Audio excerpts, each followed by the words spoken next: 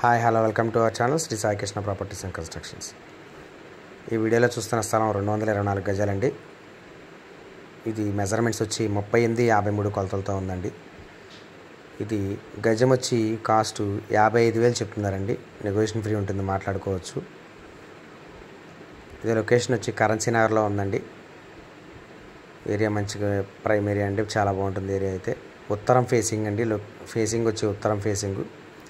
స్థలం ముందు రోడ్డు అయితే 33 అడుగుల రోడ్డు అండి.